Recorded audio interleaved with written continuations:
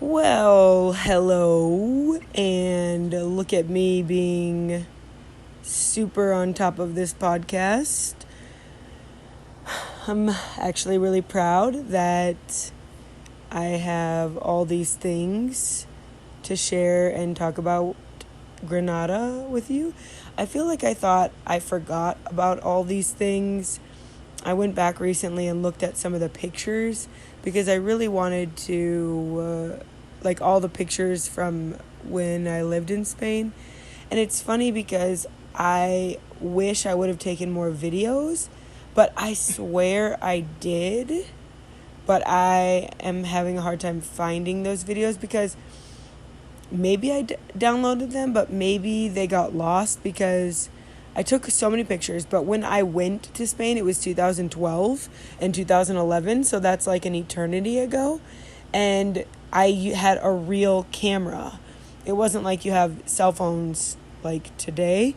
So, and your memory, I had like billions and billions of memory cards. And so I think I was offloading them onto my computer and whatnot. But anyways, I have a lot of pictures, all that to say, and not that many videos, which I really wish I had lots of videos to look back on, even though I have lots of pictures. I don't really remember. Pictures don't always convey everything.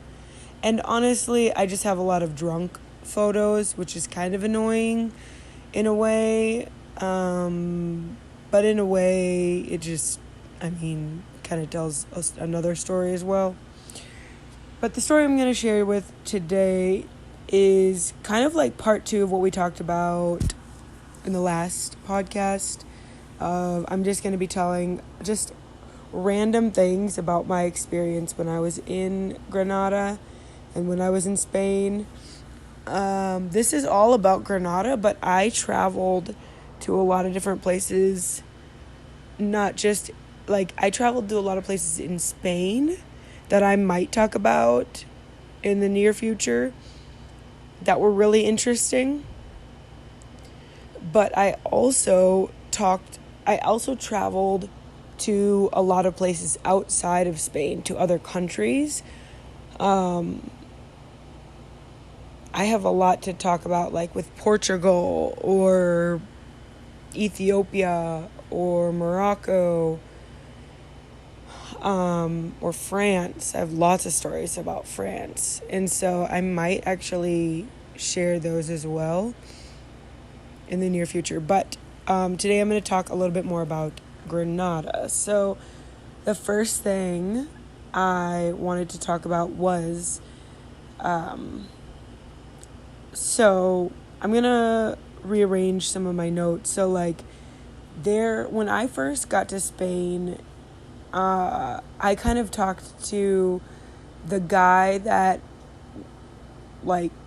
was not kind of like our guide, but he was a part of the university that I went to in Granada in Spain.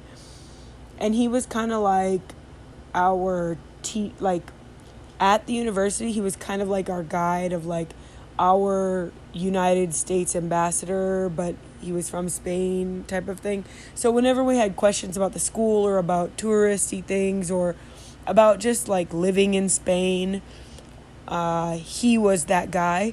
And so I went to him right away and I was like, I need a job, this and that. I need to make money because I'm gonna live with a family this semester, but next semester I want to live on my own and sign a lease in Spanish, and I want to live with other students, not just American students, but I want to live with students from all over the world. Obviously girls, but I want to live with other students that I've never met and that are from a random country. And so I need a job. And he right immediately was like, well, there's no jobs, and there's no jobs especially for you because you're American. And you're from a different country. You're not from here, because at that time it was 60% unemployment rate in Spain. So only 40% of the entire country had a job. Can you figure that one out?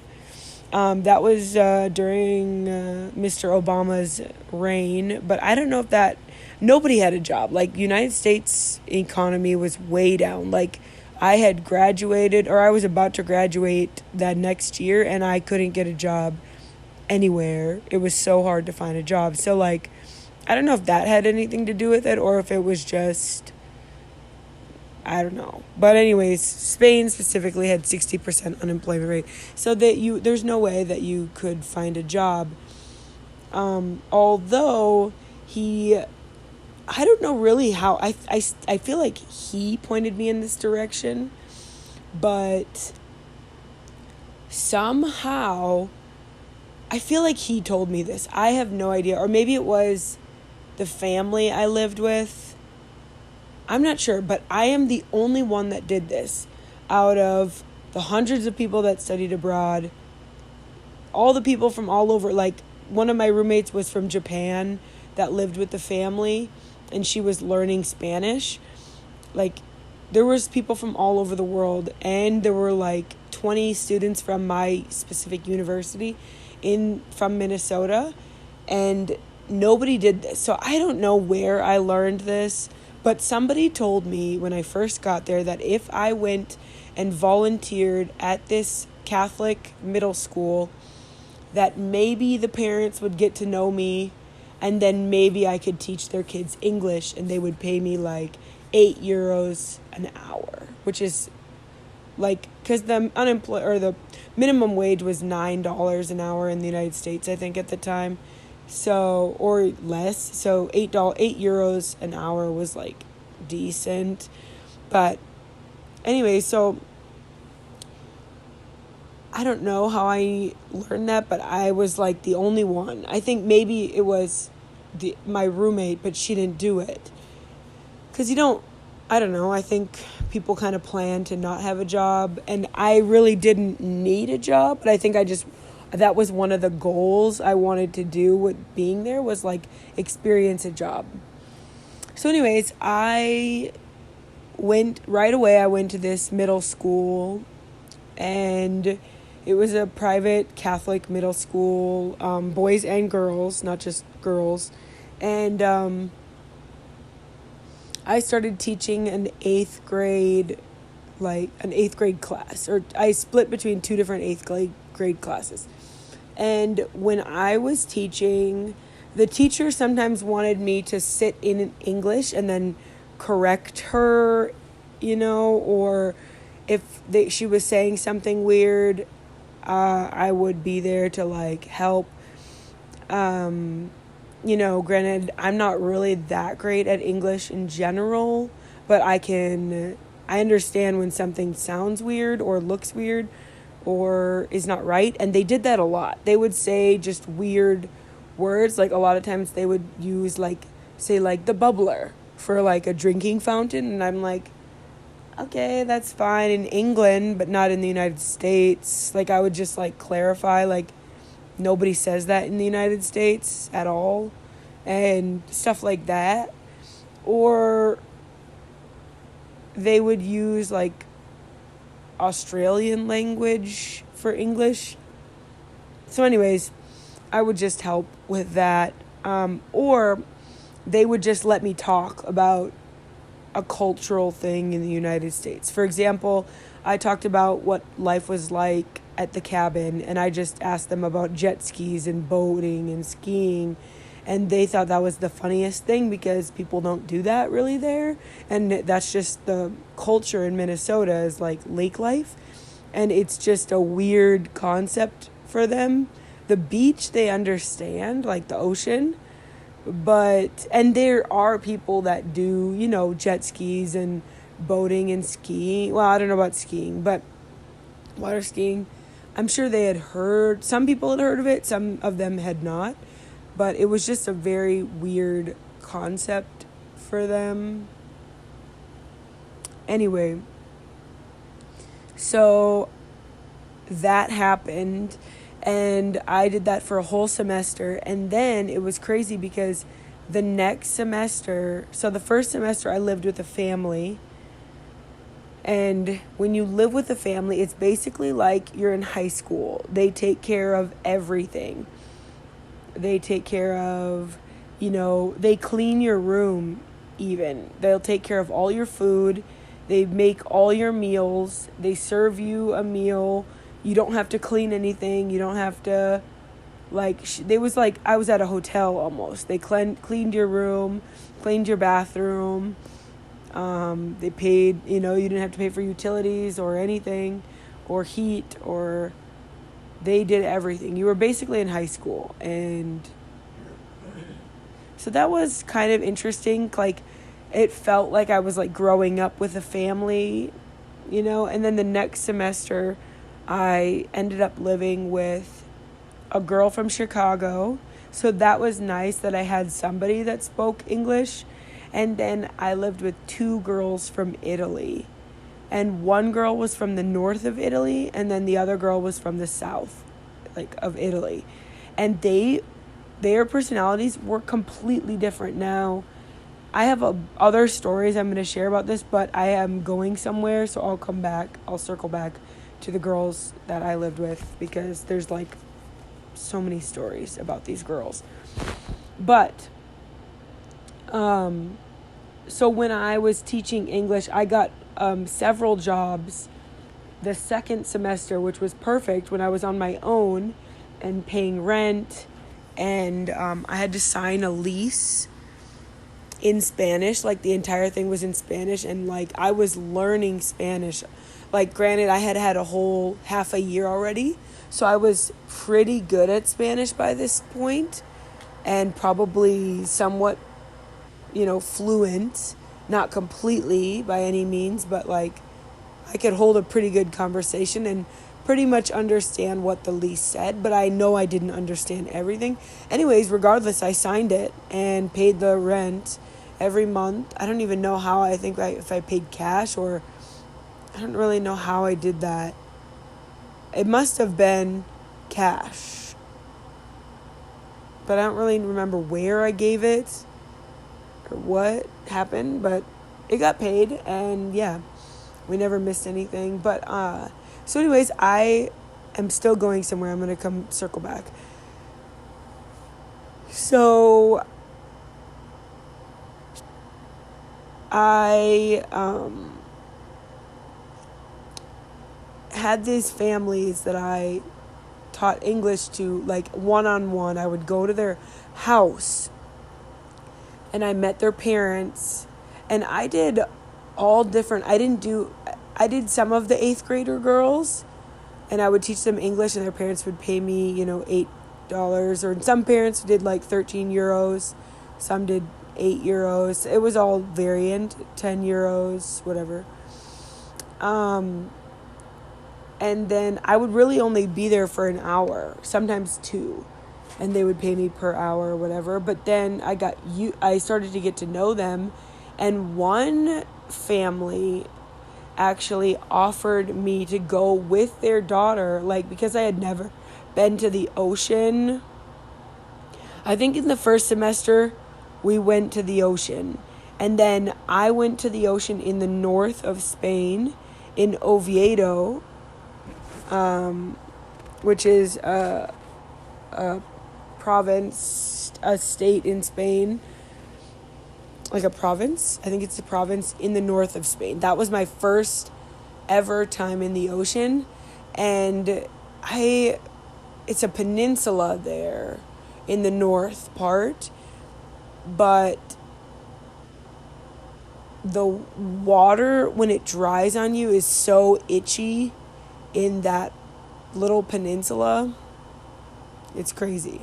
Anyway, so I learned the hard way that you have to use fresh water to dry off or to rinse off, and then but not all of the oceans that we were in. I can't remember if I was in the Pacific, I think the Pacific in the north, and then the Atlantic, or in the Atlantic in the south, but they were completely different. You didn't really need to dry off or rinse off in the south like that. You could just go in the ocean and come out and not have to rinse off. So anyways, one of the families that I got to know, the parents, which I feel like is such a weird thing looking back now. I'm like, why did they trust me? I mean, it's cool that they did, but I was so much older. I was like 22 years old, and they let their 8th grade daughter, like the dad drove us 30 minutes, 40 minutes south outside of Granada, and we went to their lake house, their summer house, their beach house in the south of Granada and on the coast. Which when I say house, I mean piso, which when I say piso, I mean apartment. And so it was just like an apartment halfway up the apartment complex that totally looked like a beach house. It was like pure white, like a beautiful hotel house, a couple rooms, a bathroom or two, just super pretty, beautiful view right there on the ocean. And then the dad drove us down there, and I'm so thankful. I mean, he trusted me, but in a weird way, he didn't know me at all. Yeah, I'm a girl, and your daughter's a girl, and blah, blah, blah. But, like, for me, I don't know if I would trust that, a 23-year-old girl from the United States to bring, hang out. And so they let me be at their house with their daughter for, like, over a week. And we just hung out, and their daughter was so fun. She was so much fun, and she just showed me all around that little town. I'm blanking on what town it was, but it was so much fun.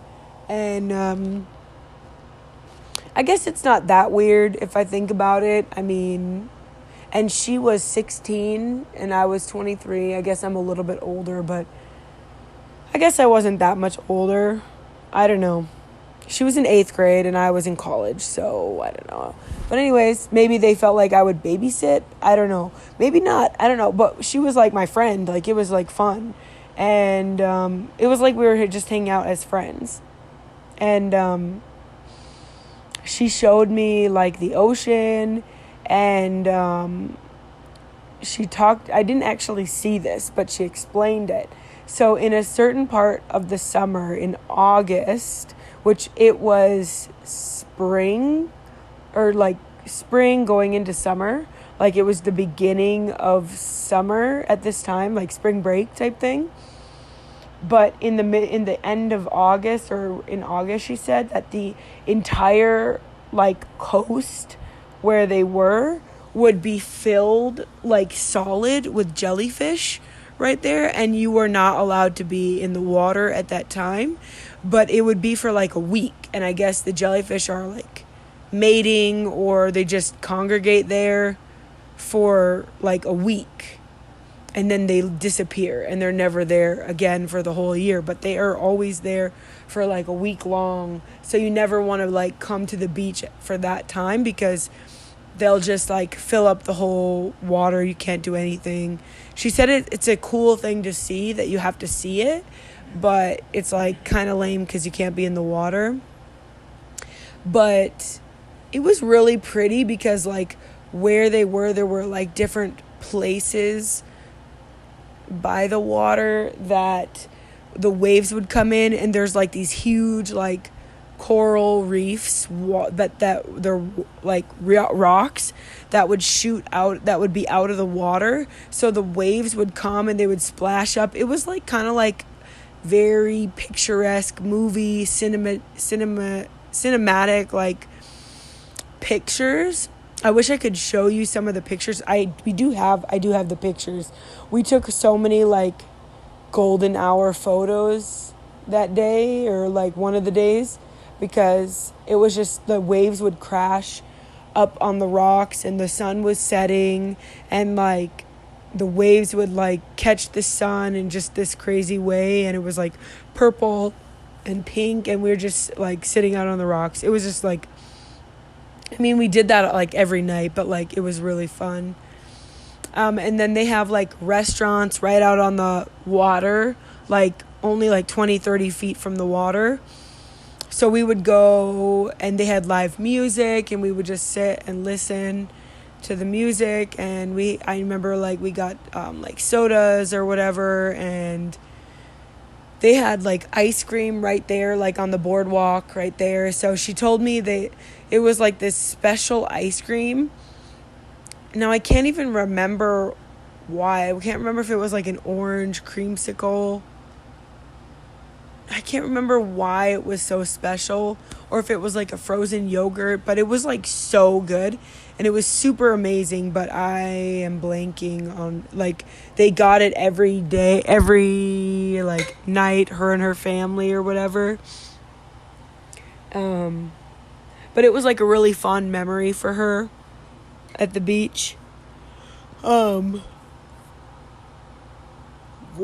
thing, oh my gosh, it's so funny. Now it's nighttime when I'm recording this podcast, but I had to give you my daily podcast yawn, and it's at night, but it's like super late at night, like 1 a.m. when I'm recording this, so there's that. That's probably why I'm giving you the yawn today. So, okay, if you've ever been to Spain, they have like an accent. Now I'm gonna butcher it because honestly, like, I just don't have a very good accent. But they'd be like gracia, or like instead of gracias, like, but they say gracia, and then they don't finish with the S. Well, in the south, like, so in Barcelona, they will say gracias, but they make fun of the people in the south of Spain, how they say gracia, and they don't finish the sentence, or they'll be like, oh, like, como está, or como está, or whatever. Anyways, but in the south, 30 minutes south, in this little tiny town, I'm blanking on the name, they are even worse than people in Granada. So I took this linguistics class in Spain, which was so hard because I could barely, like, I couldn't understand all the classes, and I'm taking other courses like history and English and literature in Spanish. But I was taking this linguistics course that I thought was super interesting, that I did understand, but one of the funniest lessons was the dialects about it.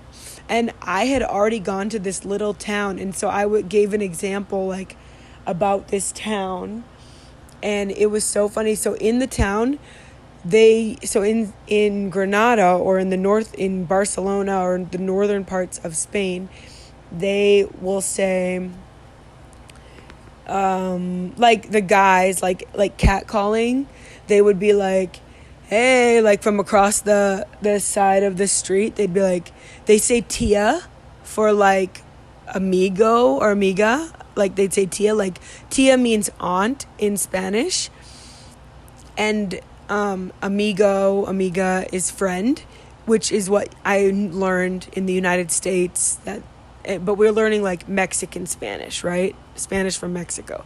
So, but in Spain, or when I was there, maybe, like, it changed, like, their slang changes. But when I was there, they would say tia or tío. And, like, the guys, when they would walk by, they'd, like, yell from across the street. They'd be like, hey, guapa eres, tío. And they'd, like, yell like that, like, you know, saying, like, you're so beautiful or whatever. And, but it's funny because the people in where we were in the south part of Granada, they, like, did you hear, like, the way I said it, hey, guapa eres tia, but they would say it kind of fast or whatever. But in the south where we were, in this little beach town, they say, like, hey, like, hey, guapa, hey, guapa, tia. Like, they cut out almost all the words, so it sounds like one big word. They'd be like, I used to do it so much better. Now it sounds stupid, but they would be like, they literally cut out almost all the words, and it sounds like there's that inflection and intonation that goes up and down, but they cut out all the words. Everybody thought it was so funny, but it's not funny right now because you probably don't even understand what I'm saying, and I'm not doing a very good job. But anyways, hey, what babe? ¿Cómo estás? I can't do it. I'm not doing it like I used to be able to do it, but they it's all like anyways, I'm moving on. What else? I can't remember if there's anything else from oh yeah, this, so when we weren't like at the beach or in the water or getting ice cream, whatever, all those things I mentioned. So the girl, but when I went to Spain, Jersey Shore was like kind of old, like a couple years old. It wasn't that popular in the United States as much, but these girls that were in 8th grade that I taught English to and was friends with at the little middle school, like they loved Jersey Shore. Like they actually thought that Americans were like the people in Jersey Shore, and they thought that that's what Americans were like and what they did in life. And I was like, man, no, like that's not at all. That's not it at all. And but they loved the show, so we would watch it at her, like we would watch it inside when we were like not outside. Like in the evenings we would watch Jersey Shore, and I just thought that was the funniest thing, that's what she wanted to watch of all the things, because all her friends were watching it. But like it was so old it was such an old show when I was there. So anyways, yeah, I don't even know when that show came out. Now I kind of like want to look it up. But anyways, I think that's enough about the beach house in Granada. One thing that is really cool about Granada in general is that you can drive 30 minutes in one direction and get to the Sierra Nevada. It's kind of like the California, I feel like. Not really, but kind of Spain, because you can drive 30 minutes and you'll be at the mountain, Sierra Nevada, and then you can drive 30 minutes and go to the beach. And I once heard like someone in Caleb's family say that California is kind of like that, where you can drive 30 minutes to like the mountains and you can go snowboarding, or you can drive 30 minutes and go to the beach. I'm sure it's not like that in every part of California, but in the parts that where his family are, you can kind of do that. And maybe it's not exactly like that, but Granada it's not exactly that timing, but it reminds me of that, because it was so cool to be able to go snowboarding in like the middle of summer. You know what I mean? We went snowboarding and I do have pictures, but again, I don't think I have any videos of it. You got 2 yawns in one podcast, so that's pretty exciting. You know? Exciting. I kind of already shared about the middle school I taught at. It was all run by nuns. Actually, some of the teachers were not nuns. That's not true. The majority of the, like, what do I want to say? The principal was a nun. All, like, the board and, like, the people that directed and were, like, nuns. So it was kind of an interesting dynamic. I mean, I grew up in a private school, Catholic school as well, so I understood a lot of the things that they were doing and why they did it, and I get it. But it was kind of a cool experience seeing like the Spanish version of my childhood. So that was kind of fun. I would walk every other day to this middle school, and I would teach English, and I would have recess with them, and I would play with all different ages. But I mostly liked my 8th grade girls, but I got to know all different grades, and the kindergartners were really cute and fun. So I went to like their different shows towards the end of the semesters. I think they had trimesters. I can't remember. Yeah, I think they had trimesters, but we had semesters.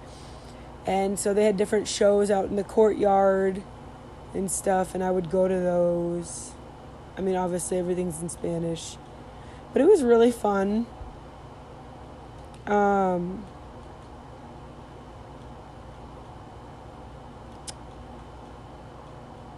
One thing about, like, my job, I put that in air quotations, air whatever, was that I got to meet a lot of different families.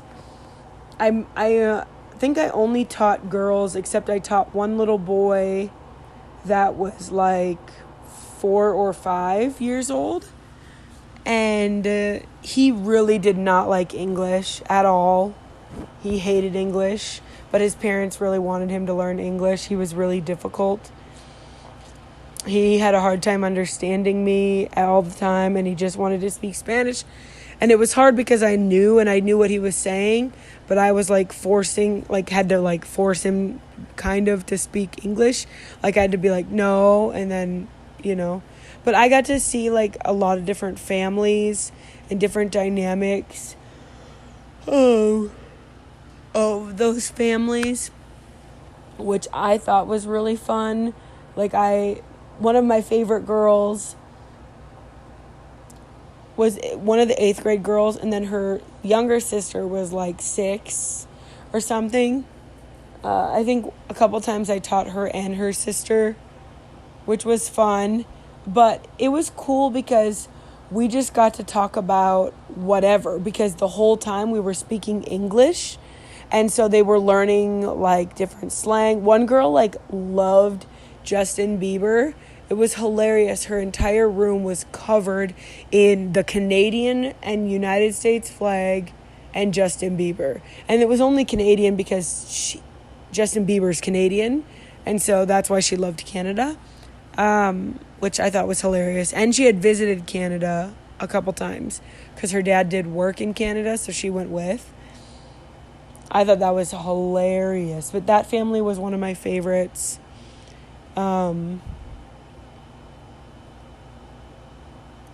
Yeah. So,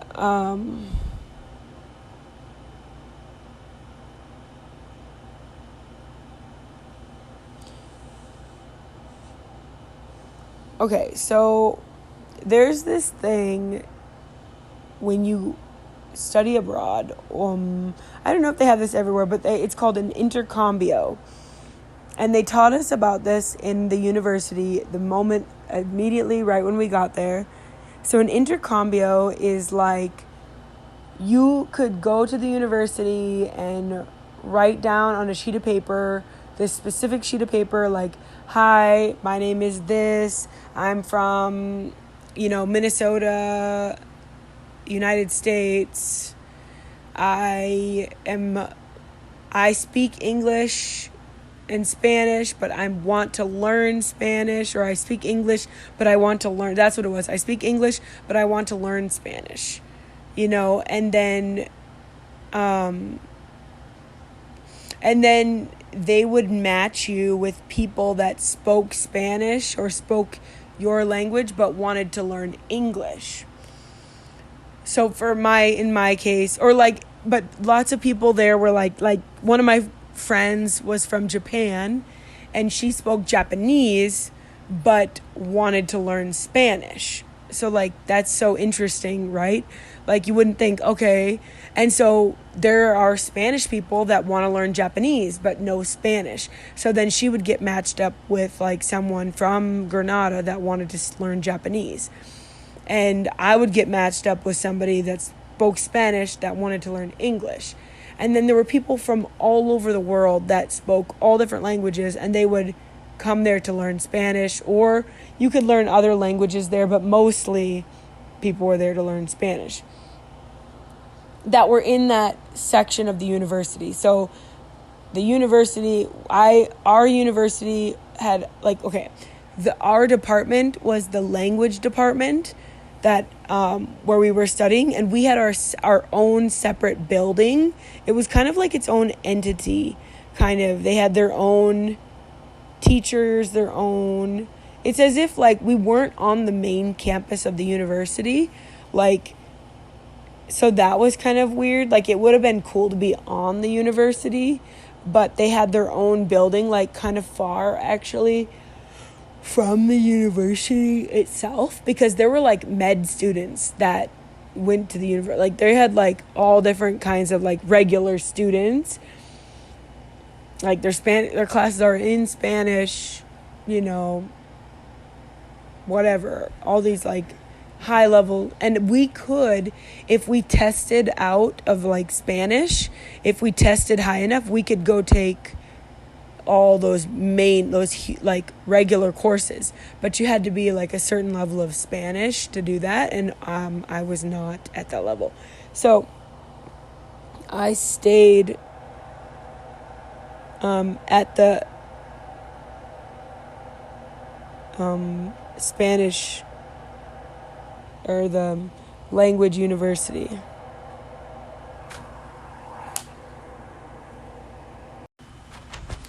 What? What? What? Don't lie to me, I know you're tired. Don't lie to me, I know you're tired. Don't lie to me, I know you're tired. Don't lie to me, I know you're tired. It's 1:30.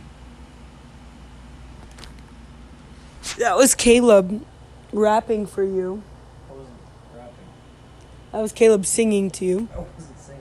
Oh, I don't know what he was doing. Talking. He was doing the spoken word for you. And I am tired, but I'm going to finish this podcast with you. So anyways, one of the intercambios, I had a bunch of different intercambios. Like I would pretty much meet up with almost anybody that would message me, because you had to put your phone number down. And I bought a special phone from Spain. You can like bring your like iPhone now, and it's not that expensive, I think. But at the time it was way too expensive to bring a regular American phone to have your Verizon. So I had to buy like a separate phone with like the talk, like you would buy minutes essentially, or you would buy text messages, like a certain amount, which is crazy to think about. So you hardly ever texted or called people, like only if you really needed to. But anyways, I still have the phone and everything. So if I ever went back to Spain, I wonder if that would even work though. It's probably too old to even work now, because it's so old. Maybe it would work. I don't know. But anyways, people would text me, and I would pretty much meet up with anyone and talk for an hour.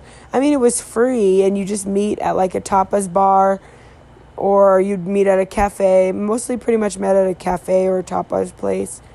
Actually, I don't even know if I explained tapas to you. So this kind of goes back. Before I go into more intercambio, I want to explain tapas so you even understand what I mean when I'm saying tapas. Tapas are like, so back in the day in Granada, people would buy liquor or buy a drink, and then like wine or sangria or beer or something, and then they would just get really drunk. And so in Granada, only in Granada, in all of Spain, Granada's the only place that does this. If you buy an alcoholic drink in Granada, they will for free give you like an appetizer, like a small appetizer. And it's like fries or like just like little, they'd be little different corn dogs. I've seen corn dogs. They have like some really good ones though, actually. Not just fries or like corn dogs. Sometimes they have crappy tapas, and sometimes they have like actually like really good stuff. So sometimes I would go to a tapas place with people, and just you'd get tapas. I think I remembered they did like this thing with fries and mayo, like a certain flavor of mayo, and they put it all over the fries. It was actually really good in a weird way. If you think about just mayo on fries, it sounds disgusting. But the way that they did it, it was like chive mayo in a way. I don't know, cream cheese chive mayo. It was actually like really good. It was like sour cream. It was like sour cream and mayo and chives or something mixed on top, spread all over fries. It was actually like really, really good. They did they have a variety of tapas. It wasn't just every tapa bar did something different, but all bars in Granada did that. So if you ever buy a drink or something to drink, they will give you, if it is alcoholic, they'll give you a free tapa or whatever, like a free appetizer, which is really cool because but it's cool in Granada, but when you go to like Barcelona or Madrid or anywhere else in all of Spain, they don't do that. So it's like such a bummer when you would go to other provinces because they don't do that, whatever. Anyway, so I would meet different people. I met like women, I met guys, I met, my favorite intercambio though, I don't know how I met them. I just met them, and I think I invited one of my friends or something because it was a family. And, they were a family, but it was a husband and wife, and we would go to their house. The amount of times I just went to people's house after first meeting them was insane. I'm like, well, I don't know what I was thinking, but maybe it was just a different time. It wasn't that long ago, but it was a long time ago. Or maybe I was just wild or something like that. But anyway, so we would go to their house and we would hang out for hours, and we did it every Wednesday. Me and one of my friends that was from the university I went to in the United States, that she also studied abroad, so we were part of the same program. And her and I would go over every single Wednesday to their house. We would walk. I think we took the bus, and then we would walk the rest of the way, or we walked the whole way. I can't remember. It was a ways to walk to their house because they lived in the outskirts of town, and they had an actual house. So nobody in town owned a house. Everybody lived in apartments in the Granada. In town, there were no houses. So you had to go outside of town into the suburbs, like fairly far, to get to houses, which was funny, crazy, like neighborhoods like that you would see in the United States. Like it does not exist in Granada. So we would go there every Wednesday, and they would invite us in, and they would have like a whole meal made for us, maybe like appetizers, but enough to like, you're full, bro, at the end of like us hanging out. And then the whole time we would just chit chat. We'd do some English and some Spanish. Like half the time we'd speak in English, half the time we'd speak in Spanish, and we would sit out on their patio and look over the balcony and watch the sunset on their patio. And they had a little boy that was like 1 at the time, and he was learning Spanish too, and it was the cutest thing. He was starting to know different words in Spanish.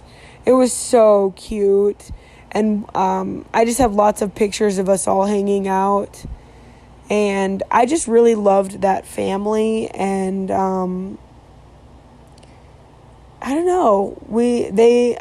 I think they loved the Lord because I think they went to the church I went to. I wonder if that's where I got to know them. I'm not sure exactly how, but I think they went to the church that we went to. So I really love that family. Anyways,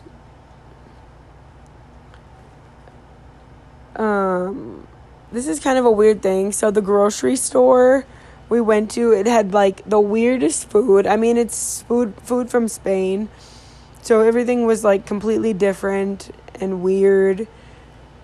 But the one thing that they did not have, and I think that this is kind of just, I mean, on one hand, it's an American thing only, that other countries don't really have this. but it's the one thing I really missed while being in Spain was peanut butter.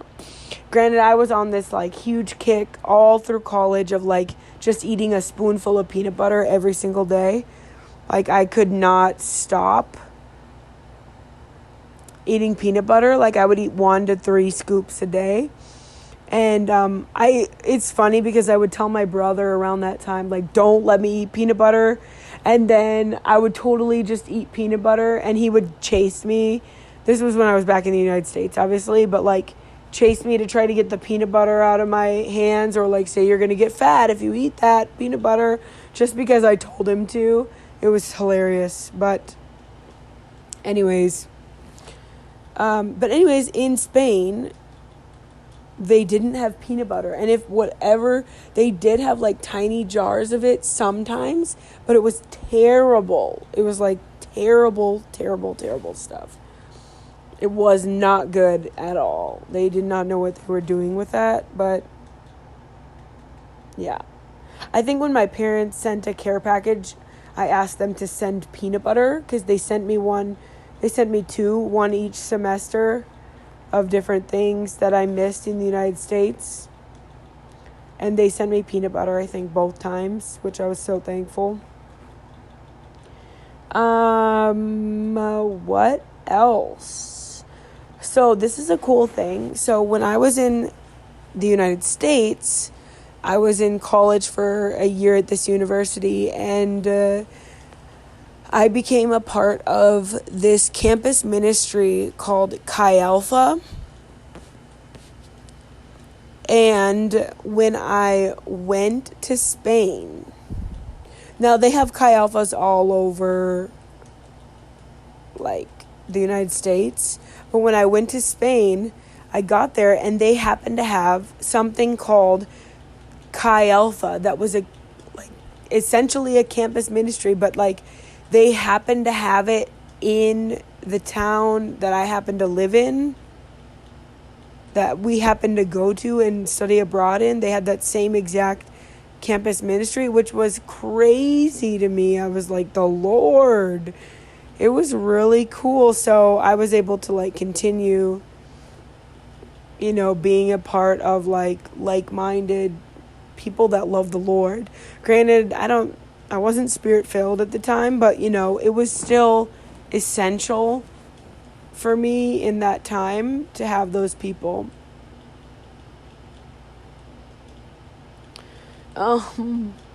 So anyways. So, okay. The girls from Italy. So one of my roommates, when I lived with the family, I might circle back about that, but in the first semester, but the second semester I lived with a girl from Chicago and then 2 girls from Italy. And one girl was from the north, I said, and one girl was from the south of Italy, like Naples, and the other one was from someplace in the north.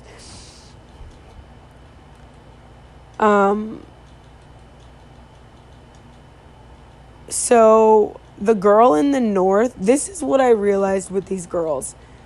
I would had a hunch after meeting them. Like I had a hunch before I came and met these 2 girls. And then after I met these girls, I was like, oh, okay, this is proven. It's proven. And then also living in Spain. So,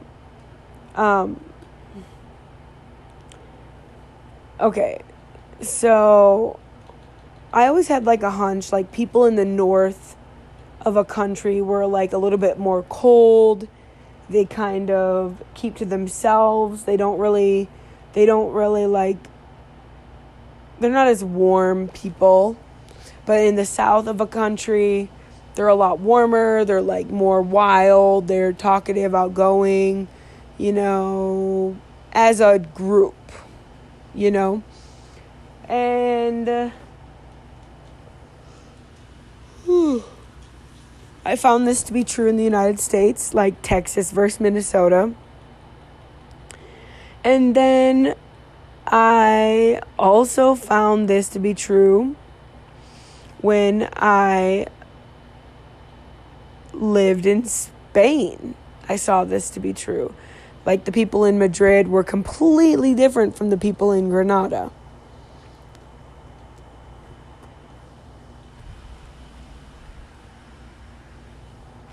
And then the girls from Italy were, like, the same. So the girl that was from the north, she was, like, very reserved, kept to herself. And then the other girl that was from Naples was, like, super wild and outgoing and, like, meeting millions and millions of people, bringing a new guy home every night. All this. Okay, this is like a 3-yawn night. That's pretty intense, not gonna lie. So I thought that was really interesting. Another thing about these girls is, like, I think people from Italy is that these girls, I would come home from school and they'd be yelling at the top of their lungs in the kitchen, and I would be like, shoot, like, what the heck? And I'd come in and realize, I was like, asked them, like, in Spanish, because they're yelling in Italian, and I'm like, what is going on? Like, in Spanish, are y'all all right? And they were like, oh yeah, we're just talking about one of the guys she likes. But they were, like, screaming at each other. Like, it looked like they were mad, but they were just having, like, a casual conversation. I was like, what? I was so confused. And now I don't know if all people from Italy are like that, but, like, these two people were from opposite ends of the country and they were both like that. So for me, I'm like, okay, this is an Italian type of thing. I don't know. Plus, it kind of fit my stereotype anyways for Italians. I don't know. I could be completely wrong. And I'm sure not every Italian is like this, but, you know. 4 yawns. That was really interesting. A story. Okay, I do not know, honestly, if this is honestly true, but the girl from the south, she's from Naples, like where the Godfather and, like, the mafia is and stuff. And she said that she would tell me stories of, like, stuff that would happen in her town. And she would talk about how if people didn't pay taxes, their store would get burned down.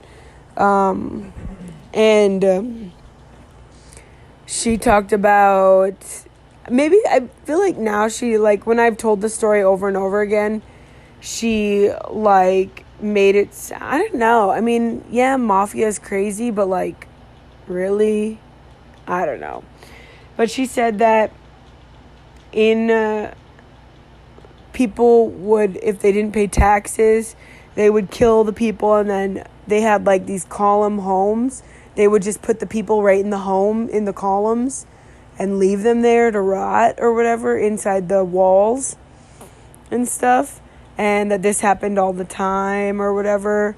Like, you'd be driving down the street and someone's car would be on fire, and she's like, oh yeah, they probably didn't pay their taxes, and it was like a normal thing where they lived. And I was like, what in the world? This is crazy. Now I gotta go visit and see Naples and see Italy, like all the cars on fire and stuff. Anyways, I kind of already mentioned this. I felt super proud and accomplished by me meeting with, like, the landlord of the apartment and reading and signing the lease, and somehow I found the roommates. I don't know, maybe the roommates found me. I have no idea how I met them or how I found them and how I got connected to them. I have absolutely no idea, which is kind of a weird thing to think about right now.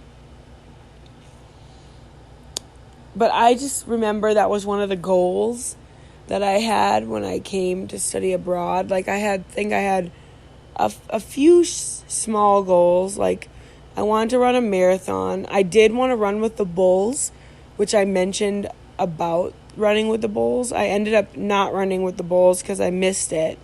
And then I also wanted to do Tomatina, and I missed that. But I wanted to live with a family, and then I wanted to live on my own with other roommates from all over the world. And then I wanted a job. And I don't know if I had any other goals. Those were the main things. 5 yawns. Sorry about that. But I did most of those things in my apartment, which was kind of a scary thing, thinking about what I'm about to explain to you.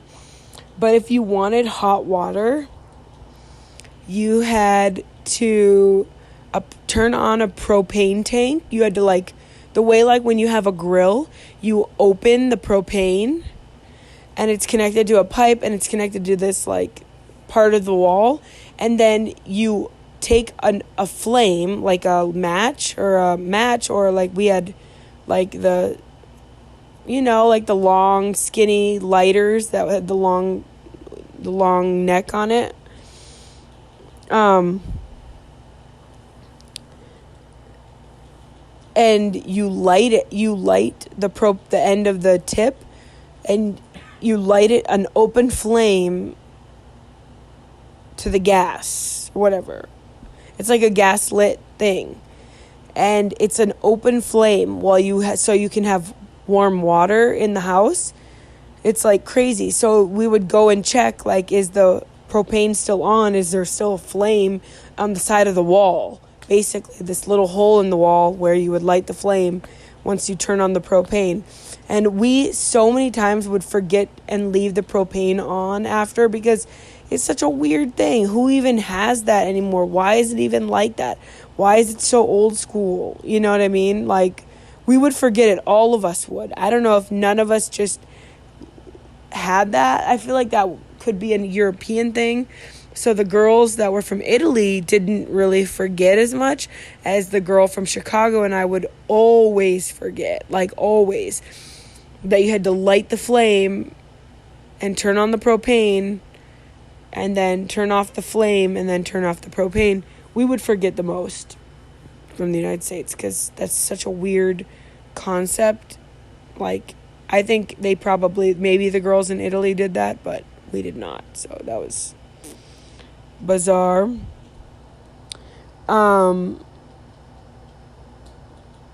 We literally walked everywhere or took a bus, which I think that was my first time ever riding a bus. But the buses were in good areas. It wasn't hood or nothing. There was only one area where it was kind of hood, that I didn't want to be out past dark, or even at sunset it was kind of getting sketch. You kind of just wanted to be away from there. I really loved the mornings in Spain because as the sun rises, all the stores are opening up, and the bakeries and the fresh baked bread, and everybody walks everywhere. So people are getting up early and walking, and they're opening up their stores, and all the stores are connected. It's just so beautiful, and it reminds me of Paris for some reason. Everything looks like Paris to me, but it does and it doesn't. But I really like the way it looks. It's just so cute and beautiful, especially in the mornings when the sun is rising. The family I lived with before I was on my own was a mom, a dad, and I had a baby that was under 1. When I was there, I think we had her first birthday. She was just learning to crawl. She was so cute. And the family was funny. Like, I was just like super wild in that time, and they thought I was like such a funny character. But they thought I was kind of like a dunce, but they also like really liked me. Like, you could tell. But I was just like really wild, and I would say the funniest, wildest, weirdest things with them. And I was learning Spanish, so my Spanish wasn't like that great. But I'd learned a lot from them of like, because the husband was from Colombia, and then she was from Spain, like from Granada, that area. And so they would have their extended family come over, like her parents were from Spain, and then extended family members would come, and they'd have big parties and make paella, which is like the super Spanish rice spinach dish, or not spinach, rice and shrimp, a very well-known Spanish dish, and sangria, which is super fun, which is like, if you haven't had it, it's like wine and juice and Sprite. Sometimes they would make it with Sprite, sometimes with juice, and it was always wine or Sprite or wine and juice with like chunks of fruit in it. Kind of like a wop, if you've ever had a wop. Kind of, but not as much fruit, like more wine and juice, or wine and Sprite. I don't know, there was lots of like dishes, but anyways, I got to try lots of like famous dishes from them and being with them. I don't know, I really loved that family. It was just a tiny little family, but honestly, a lot of the people that I know that studied abroad, like the other students, they were often with like a widowed lady, often, and a widowed, someone that was like, they were either divorced or their husband was no longer alive, and then none of them really had kids. So it was a blessing for us to have, when I say us, there were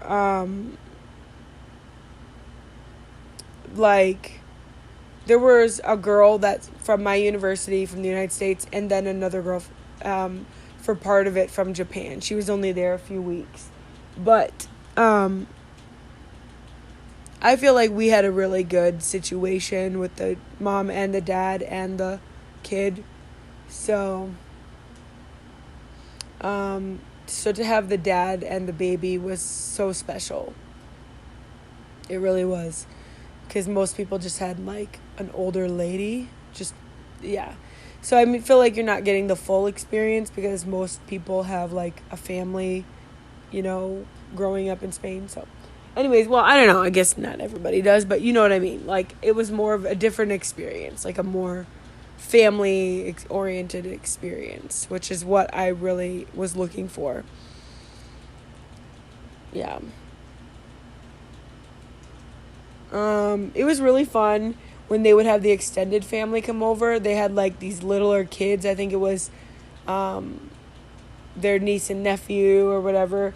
But those kids, I would learn Spanish a lot from there. There were like 3, 4, and 5-year-olds. But I learned so much Spanish from them, although they spoke like kid Spanish. So it wasn't always correct. So I would ask like the adults, and sometimes they would laugh and be like, no, like he's speaking baby, like he's not speaking proper Spanish. Like, I'm like, what does this mean? And they're like, oh, like he's saying like army, like a weird way of saying like arm or leg or something, or a weird way of saying just a different random word, which I thought that was funny, but it was cute. I learned like koski from them, like tickle tickle. They would say koski koski, which I thought was funny.